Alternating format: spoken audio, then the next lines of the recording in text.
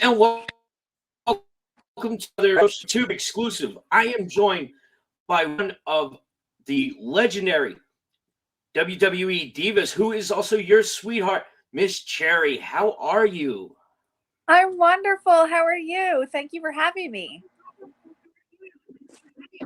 Thank you for coming on. I'm doing amazing. Been Good. with wrestling all day yesterday. Saw some of the legends. So I was at the big event in New York City. Okay. So that was a good time. Was it a convention? It's an autograph signing, yeah.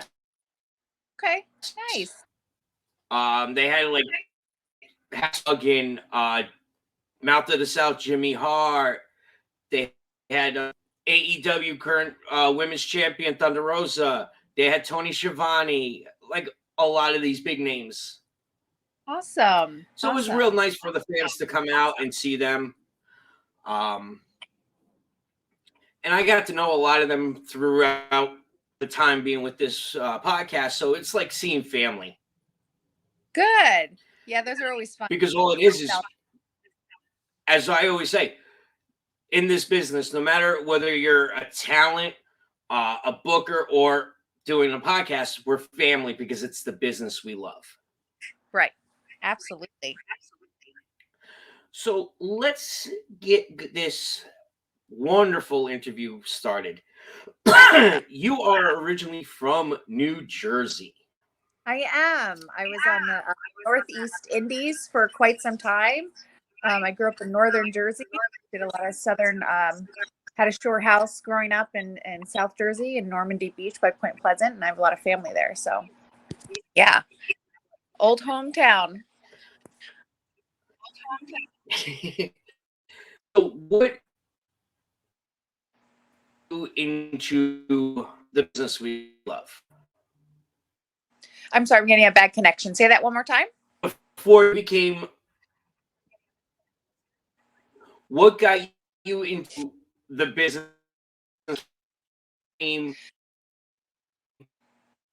So my brother would watch wrestling on Saturday mornings. So he would hog the Saturday morning TV. So I was kind of forced to watch wrestling initially. Didn't really know anything about it and just kind of fell into it with him. We'd watch it on Saturday morning. So I fell in love with those 80s, Saturday morning TVs, and then got into the Saturday main events and stuff. So it was really a token to my brother who got me into it.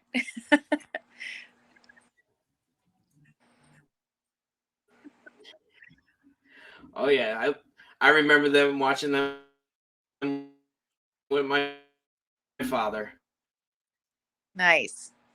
Yeah, all good. I took him to my first WrestleMania because he was the one that got me involved in wrestling. So took him, all expense paid, and he did the whole WrestleMania experience. Well, both, I should say. The both two WrestleManias that I went to, I took him because he was the one that got me involved.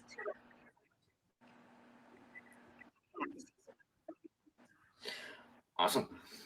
So let's move up to 1999 is when you started training for becoming a professional in the business. Now, did you train to become a wrestler or were you strictly training to be just a manager? Just the manager, because I really didn't know about indie wrestling or anything like that. So oddly enough, I was a fan, but never knew that there was like an indie scene or anything. I didn't have a lot of TV at that time, so I didn't get to see NWA, WCW, or anything like that. So I became friends with someone whose uncle was an independent promoter. So life is networking, right? So I networked, and he basically was running an independent show and said, "Come to my show, check it out. Like, I'm really impressed with how much you know about wrestling." So I did, and just started to go to a few shows like their guest, and then they started using me as a ring girl, taking the jackets to the back or whatever. And then from there, they were like, why don't you, valet this person or whatever. So it was a slow transition to just understand the industry. which was very young at the time. So I just kind of networked, met people at these indie shows, became friends with them, and did the valet thing for quite some time. And luckily enough, I networked enough and found a lot of friends that were willing to help me.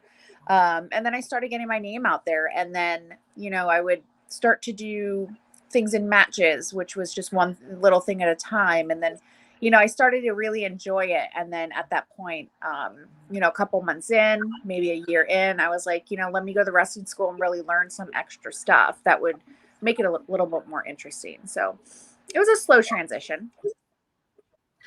And you got trained by the legendary Gino Caruso. Yes, I worked at a Gino Caruso school, ECPW, in Parsippany, New Jersey. That was the closest school to me. I had been on the independent scene for a bit, so I had met a lot of people that were trained there, so they had recommended it. And Gino's always been great and kind and a little quiet, which is not bad, but he's always been so yeah, I trained there. He put me on TVs, gave me an opportunity, and and then went out on weekends, did the Weekend Warrior thing. A lot of talent actually come out of there that are up on the big shows. Yeah. Punisher. I still call him Punisher Martinez, but Damian Priest. Yep. I wasn't there when Damian was, but yeah, so he's had a lot of people come out of there. Nunzio Yep. was very close, Yep. So a lot of people. And I know Mia Yim worked out there sometimes, but that's how we were back in the day. You went to all these training schools to get workouts in, to work with different people, to learn different things. So, he had a wall when you walk in of all the 8x10s of people that had worked out there. Crowbar. Yes. So a lot of people. Yeah, Crowbar is one of my best friends. Yay, he's great. So once you started training with Gino, and there was other promotions you're working with at the same time. Oh, sure. That's what you do on the independents. You get your name out there and you work different programs and, really kind of pay your dues, it's really paying your dues. So yeah, I met a lot of people. I started dating Judas Young, who was a independent wrestler at the time. Made friends with a lot of independent wrestlers. He was friends with a lot of people. So I started networking, really kind of started traveling a lot with Julio De Niro. He was in ECW. We did a little, we would travel a lot together. Ironically, even though I was dating Judas, we worked better against each other than with each other. So when we would do shows, it would kind of be like that. But yeah, so I would travel around. I was up all the way in the Northeast, all the way to Maine. I went down to Memphis when WWE had their territory down there for Terry Golden. So I went there when the Haas's were there. And so it was, that's what you do. You have to learn from different people. You have to learn different styles. You have to get as much practice in as you can. Get your name out there. Life is networking, whatever industry you're in, whether you're in insurance or whether you're in corporate America or pharmaceutical, in wrestling. Networking is life. You meet people, they recommend you. And that's kind of what happened with me. And I was lucky to be able to work as much as I did. And it was Weekend Warrior stuff, Now, I also understand you had a feud with Miss Mickie James.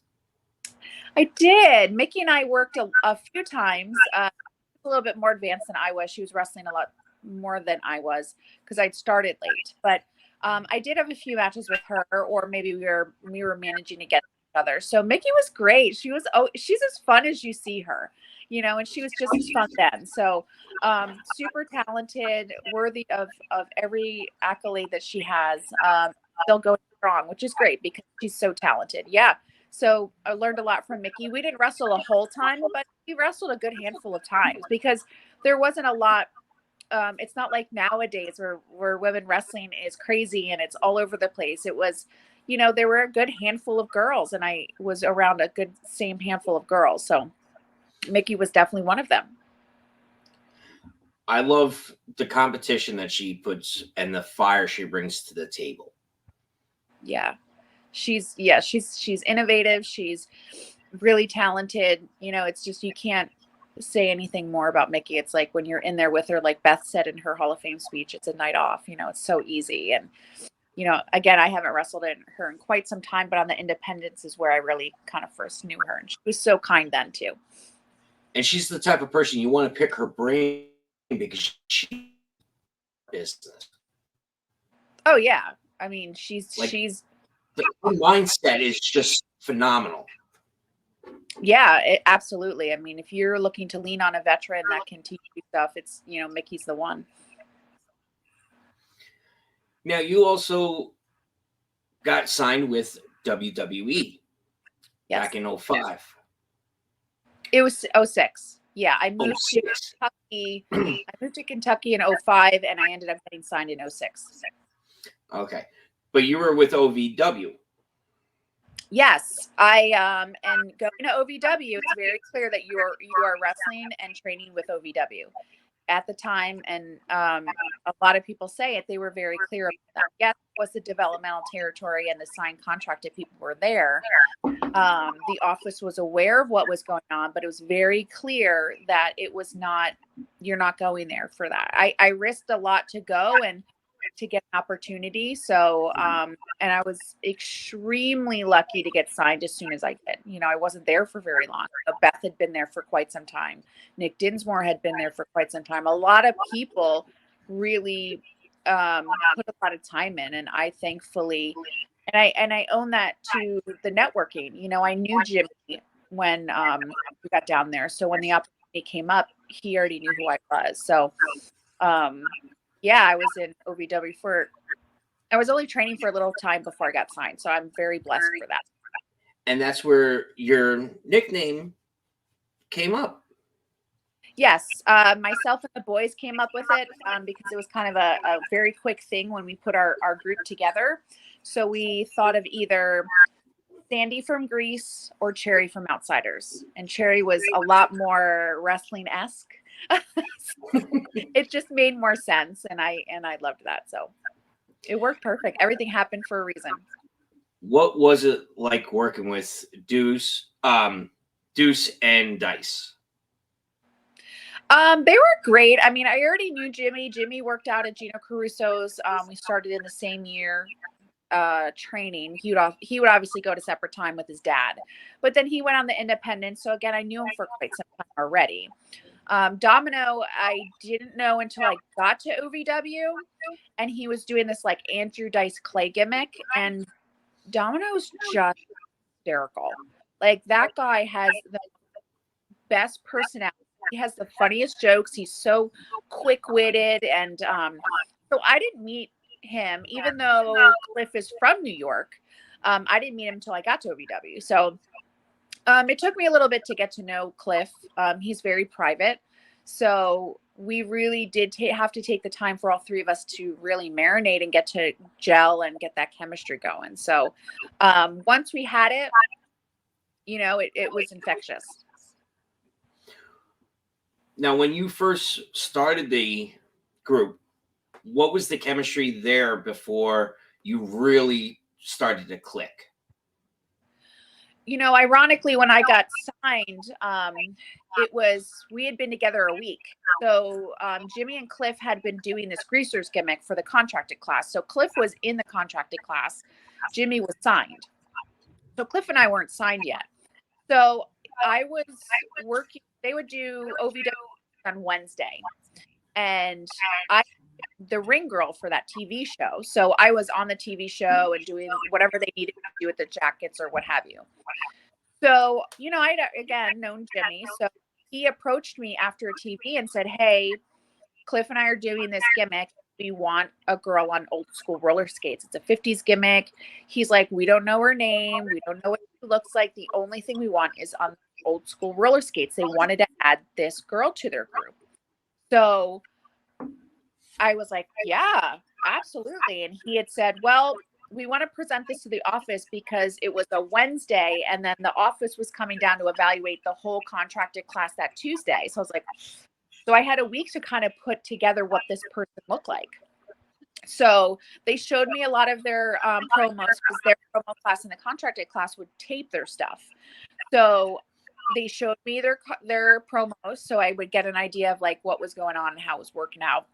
And then I just, went off and tried to find an outfit and try to, obviously do the most, you don't find those old school skates anymore. Everybody's doing the rollerblades, right? So, put it together. And so went to TV, they approached me after TV.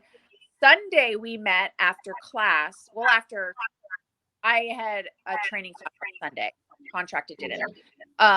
We met after my class and I put my outfit on and we just kind of chatted and like, what is her name? And let's practice some promos and all of this stuff. So we kind of really had a week. Now, it was a surprise. We didn't tell anybody that I was involved.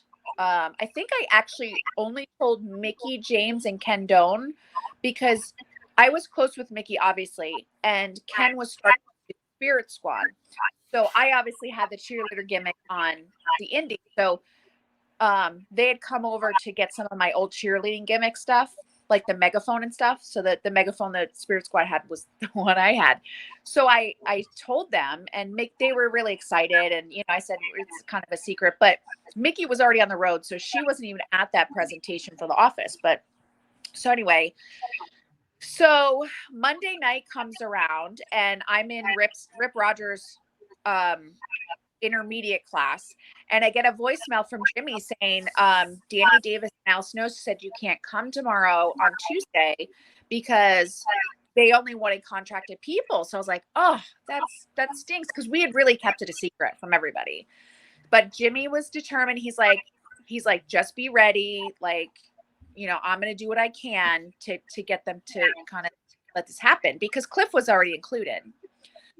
So long story short, Judas was coming down that Tuesday because he was still back in Jersey, and Judas was coming down, or that Thursday. So I was like, I'll just clean the apartment. Like, I'll get whatever.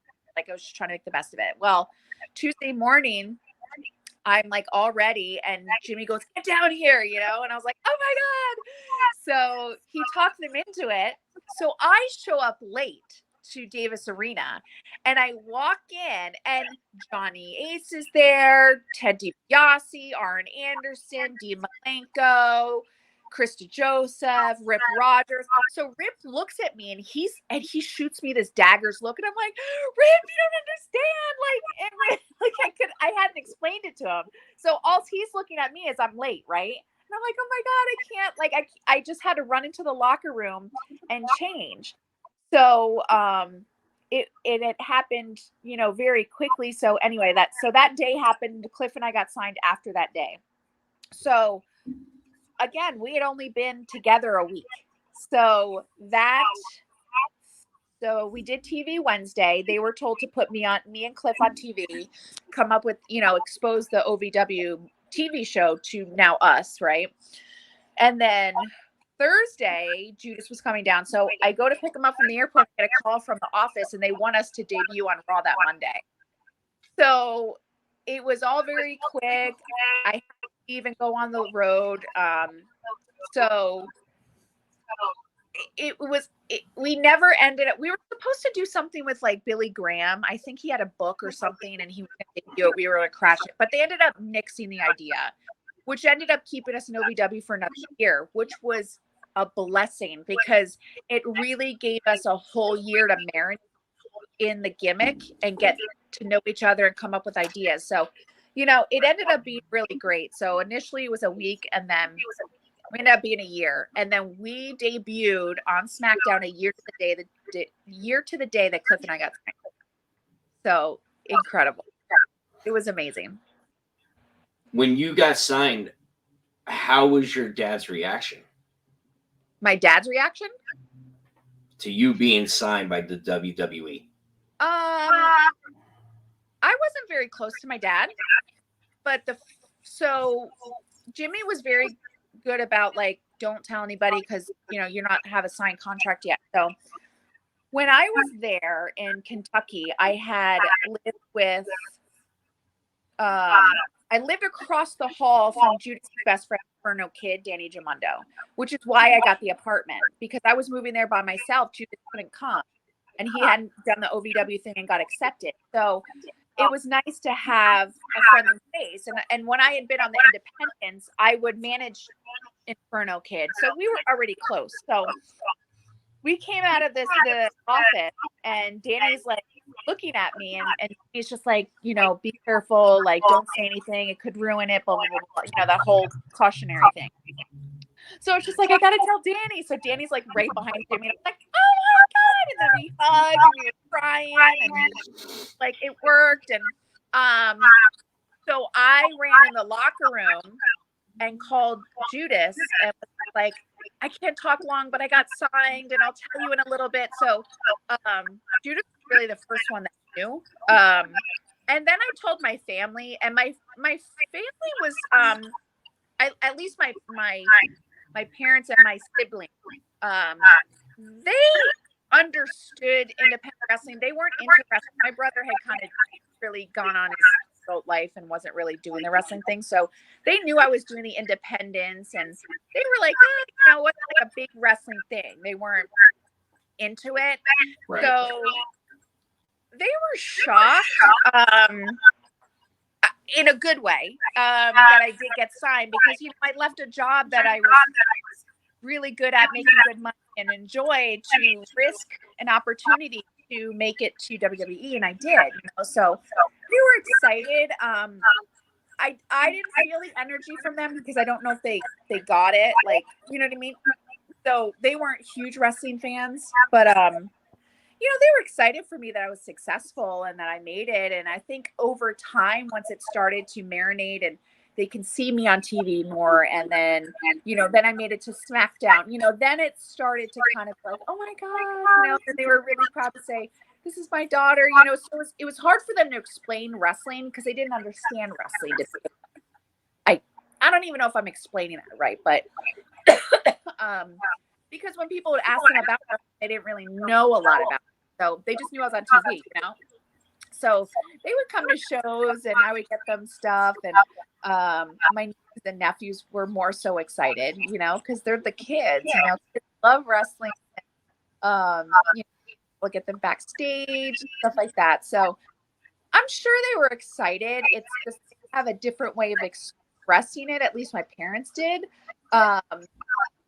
You know, my oldest sister was super fun because she lived in California. So I was able to, like, that was cool about being able to hit towns. Like, I have relatives in North Carolina, and then I had tickets to the show for my sisters, and you know, that. So I don't think they understood initially, but then when they started to see on TV and stuff, it definitely was a different reaction. So, but whenever I talk to them, it's like it's normal. It's being, you know, so it was always a normal relationship.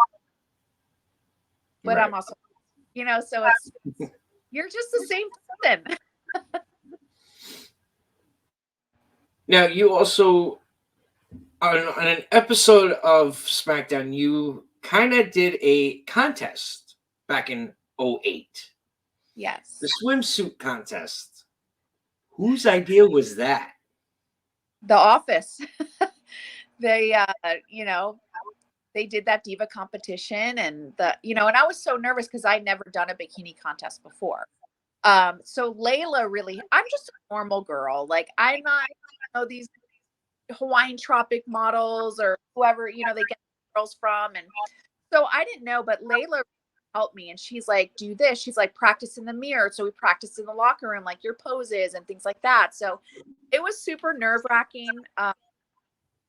But you know, a great experience. I think the thing that I loved about it, because I wore this like polka dot bikini, pink and a black polka dot bikini, and I just remember leaving because they have a rehearsal, of course. So they're like, all right, the girls are next, you know, during the day. So everybody comes out, right, to see the bikini contest. So embarrassing. So after the rehearsal and we were done, I get out and Dusty's like, love the suit. And I was like, yes. You made it there. If yes. You got his approval, you made it. Yes. But Dusty was always good. I mean, I was up there often, and I love Dusty. Who didn't love Dusty? But he was just like, gave me the, like, you know, the gold star for that suit. So it worked. It was great. Great stories. And then you were also part of the 12 Diva tag team match Yeah. at Backlash. Yes. Yep. That was fun. It was very quick, which stinks. I mean, I'm glad to see the girls are getting a lot more time now. So, yeah, that was fun. They were really careful about, in the beginning, not having anybody touch me or not having me involved in all of that stuff. But after the Diva competition, it gave me an opportunity to move a little bit more around with the other girls. I was very true to my gimmick because Sherry didn't know how to wrestle. She just liked to be with her boyfriend and her brother who liked to fight, right, and wrestle. So I was very true to my gimmick. Obviously, people know I was on the indies, so I could wrestle. I think I was overly true to my gimmick, so it came off that way. But yeah, it was fun. I mean, you have a camaraderie in the locker room, and to be involved in some of those things, it was awesome. And then also too, what was it like having your little feud with Maurice? Well, Maurice and I were together at W, and I think it was premature, to be honest. I think that Deuce Domino and I had so much more to offer for SmackDown. I think that didn't happen. Evolving into the Maurice thing would have been better. I feel if we had way more of a background. It was just so quick for me. That's just premature. I didn't like it in a sense because I felt like it was just rushed. There was not much build up to it.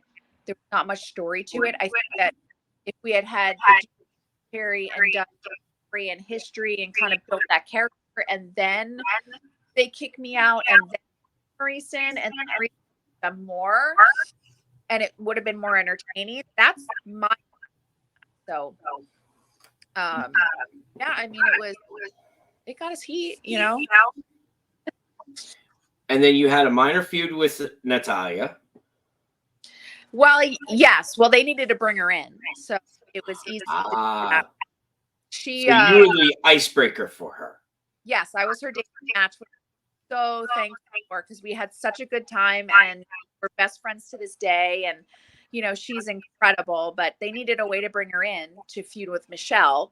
So they always need someone to feed her to. And our match was great. We had such a good time. We pulled up everything that they asked us to pull off and became best friends out of it. So that we love that. We had such a good time doing it, and we traveled too together. So that was fun. What was it like traveling with Natalya?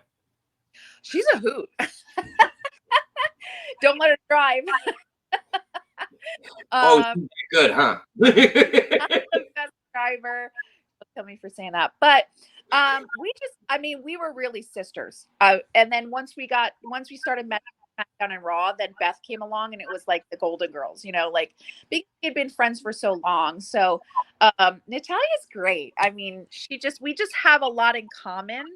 So like being on the road together made it that much more, fun. So yeah, I mean, we traveled a lot together, so it was great. And then you also had a scuffle at Vicky Guerrero's wedding. You and Natalya. I was shocked that they put me in that position. I loved it. That was great. But yeah, needed heat. It's always good to get heat on the innocent girl, right? It's the girl next door that delicate or whatever. So I was up for it. I was like, wait, we're doing what? This is awesome. I loved it. And then following that, unfortunately, you got released from WWE. How did that transpire? Well, you were so hot, but they released you. Yeah, the economy crashed. They let a lot of people go. The week before I got let go, they let Domino go. And then the week after they had cleared house 1 week, cleared house another week. And then the following 2 weeks, they started letting a lot of executives go at corporate. So as the economy crashed in 2008, it stunk, but I was stressed out at the position I was in. I think I got so self-conscious and insecure. I didn't have the support system that I had. And I got in my own head. So, I mean, I was crushed, absolutely crushed. Um, but looking back on it now, I feel like it was, a blessing in disguise. So, yeah, it was, I went to the gym and with my trainer and went into the locker room from 203 area code kid. And it's like, that's not good. So, it's just, we're letting people go, the economy, it's not, it crushed me. It wasn't, yeah, but I had to look back on it and be positive, and I was able to achieve my dream. And, I wish I had done more, but, it's there's people that can't say that they've ever achieved that level. So I'm very grateful for that. I loved what I did. I loved it. Fans still reach out to me to this day, and I love that it made that much of an impact. So, I have to be happy with the blessing that I did have. And you reached your dream of being with the WWE. I did. And to be able to have that, all those memories, and travel the world, have a doll, have stories, and my, family be so that, it's better. I don't know how Natalia still does it to this day. Traveling like that is hard. But after you were released, you returned back to the Indies. Yes, for a little bit. What was it like going back to the Indies compared to being up on the big shows? Different. I always wanted to be able to get the show earlier, which was possible, to get used to the ring, because the ring's a lot different, smaller, and then get used to a different venue. So other than that, I mean, everybody was very kind, for the most part. So, and then the fans got to see you up close a lot more. That was fun to be able to do that. So yeah, it was a transition. So let me ask you this, and this is one of the questions I always ask for any of our talent that come on, whether you're on the big show or the Indies. The fan reaction, does that play a part in your match? Sure, absolutely, because you're the fans, so you want to make sure that they're enjoying the show. So would you rather listen to the indie crowd or the bigger crowds? I don't think there's a preference. I think it's entertaining the crowd, for me at least. And you being on the Indies, there's always one guy that's the loudest and obnoxious at times. What do you feed off more of, him or somebody that's somewhat quiet but vocal? Oh, I don't know if I hear one person per se. It's just the reaction of the whole crowd. It depends on what that person. Are they distracting? Then it's something you ignore. It's hard to say, or are they enjoying the show and getting involved? It just depends. Okay. Now, are you still doing anything with wrestling wise, since you basically are retired? I'm going to be at the WrestleCade in North Carolina Thanksgiving weekend, so I'm doing an appearance there. I do videos, do celebrity VM videos, request those.